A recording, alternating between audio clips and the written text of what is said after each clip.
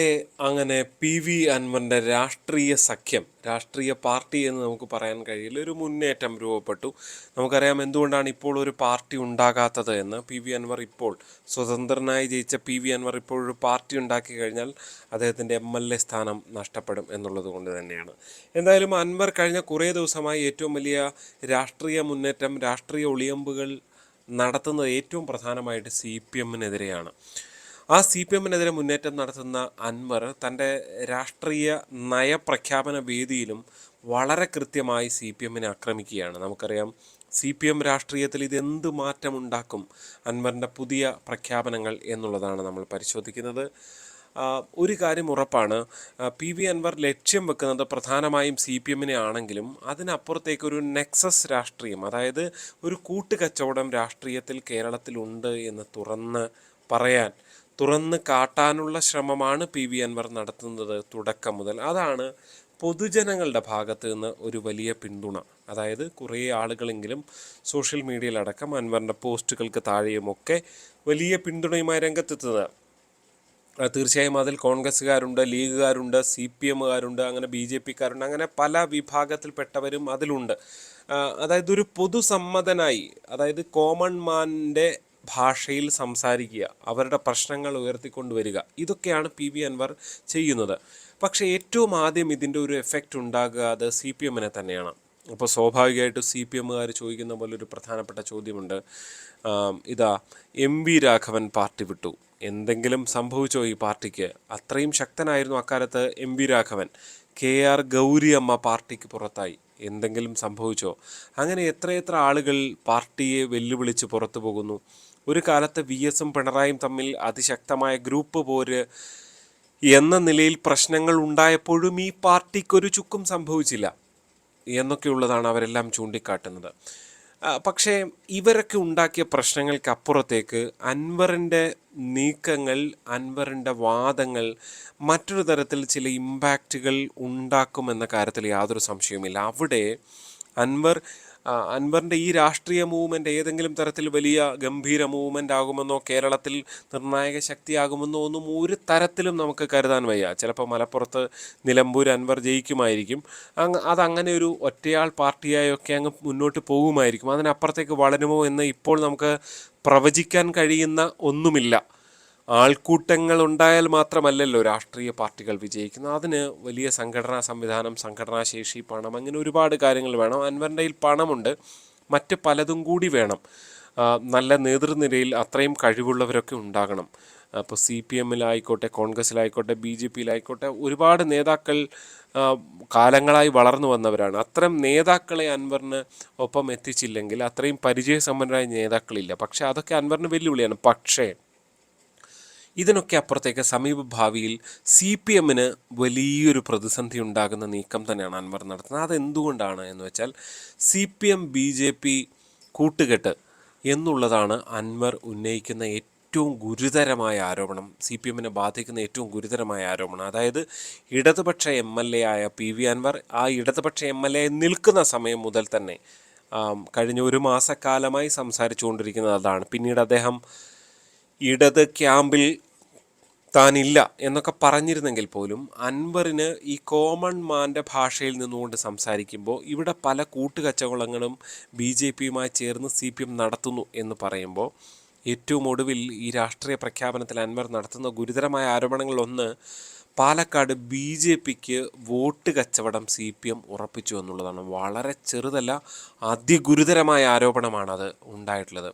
മാത്രമല്ല Chelakkara BJP CPM-ന് vote ചെയ്യും എന്നും. അങ്ങനെ ഒരു വലിയ ആസൂത്രണം ഇക്കാര്യത്തിൽ ഉണ്ടായിരിക്കുന്നു എന്നതാണ് പി വി അൻവർ പറയുന്ന ഏറ്റവും ഗുരുതരമായ കാര്യം. അതൊരു ചെറിയ വിഷയമല്ല. എന്തുകൊണ്ടാണ് ചെറിയ വിഷയമല്ല എന്ന് പറയുന്നത്? ഇതാ BJP-യുമായി സമീപകാലത്ത് പൂരം കലക്കിയത് CPM ആണ് എന്ന ഗുരുതരമായ ആരോപണമുണ്ട്. ADGP MR അജിത് കുമാർ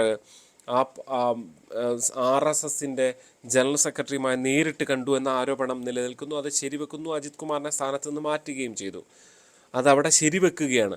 പക്ഷേ ഏതാണ്ട് 10-32 ദിവസത്തോളം ADGP MR അജിത് കുമാറിനെ നടപടിയെടുക്കുക നടപടി എടുക്കാതിരുന്നത് CPIയും RJDയും ഉൾപ്പെടെയുള്ള ഇടതുമുന്നണിയിലെ കക്ഷികളെ തന്നെ ചുടിപ്പിക്കുന്ന സാഹചര്യത്തിലേക്ക് പോലും കാര്യങ്ങൾ എത്തിയിരുന്നു.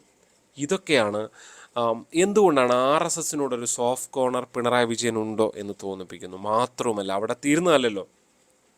പിണറായി വിജയൻ ലാവ്ലിൻ കേസിൽ ഇനി അങ്ങ് ശിക്ഷിക്കപ്പെട്ടാലും കുഴപ്പമില്ലായിരുന്നു. പക്ഷേ ഈ കേസ് ഇങ്ങനെ പലതവണയായി മാറ്റി വെച്ചുകൊണ്ടിരിക്കുന്നത് പിണറായിയും നരേന്ദ്രമോദിയും തമ്മിലുള്ള ബന്ധത്തിൻ്റെ ഭാഗമായാണ്. അതൊരു അഡ്ജസ്റ്റ്മെൻറ്റ് പൊളിറ്റിക്സ് ആണ് എന്ന് പറയുന്നു. ഇപ്പോൾ നയതന്ത്ര ബാഗേജ് വഴിയുള്ള സ്വർണ്ണക്കടത്ത് കേസ്, അത് മുഖ്യമന്ത്രിയുടെ പ്രിൻസിപ്പൽ സെക്രട്ടറി ആയിരുന്ന ശിവശങ്കറിന് നേരെ അടക്കം വന്നു. പക്ഷെ അപ്പോഴും മുഖ്യമന്ത്രിയുടെ കുടുംബത്തിന് അടക്കം ഇതിൽ പങ്കുണ്ട് എന്ന് പറയുമ്പോൾ അവരെ ഒന്ന് ചോദ്യം ചെയ്യാൻ പോലും ഫലത്തിൽ കേന്ദ്ര സംവിധാനങ്ങൾ തയ്യാറായില്ല എന്ന് പറയുമ്പോൾ അവിടെയും പിണറായി വിജയൻ സംരക്ഷിക്കപ്പെടുകയാണ് എന്ന് പറയുകയാണ്. ഇതിനൊക്കെ അപ്പുറത്തേക്ക് CPMന് വലിയ BJP ബന്ധമുണ്ട് എന്ന് സ്ഥിരീകരിക്കാവുന്ന ഒന്നതായിരുന്നു പ്രകാശ് ജാവദേക്കറും ഒപ്പം തന്നെ EP ജയരാജനും തമ്മിൽ നടന്ന കൂടിക്കാഴ്ച. അത് സ്ഥിരീകരിച്ചതാണ് EPക്ക് സ്ഥിരീകരിക്കേണ്ടി വന്നു. ഒടുവിൽ EPയുടെ LDF കൺവീനർ സ്ഥാനം രാജിവെച്ചു. പക്ഷേ EPയുടെ കാര്യത്തിൽ നടപടി ഉണ്ടായി. പക്ഷേ ഇത്തരത്തിൽ പലയിടത്തു നിന്നും BJPയുടെ ആനുകൂല്യം പറ്റുന്ന പിണറായി വിജയൻ ഇപ്പോഴും അജയ്യനായി നിൽക്കുന്നു. അത് പിണറായിയെ സംശയത്തിൻ്റെ നിഴലിലാക്കുന്നു. കഴിഞ്ഞ ദിവസം നമ്മൾ വീഡിയോ ചെയ്തതുപോലെ റിസാല മാസികയിൽ, അതായത് കാന്തപുരം AP അബൂബക്കർ മുസ്ലിയാരുടെ, അതായത് അരിവാൾ സുന്നികൾ, ഇടതുപക്ഷത്ത് നിൽക്കുന്ന മുസ്ലിം ജനവിഭാഗത്തിൻ്റെ അടക്കം സംശയ നിഴലിലേക്ക് പിണറായി വിജയൻ എത്തിയൊരു കാലത്തുകൂടിയാണ് നമ്മൾ സഞ്ചരിച്ചു കൊണ്ടിരിക്കുന്നത്.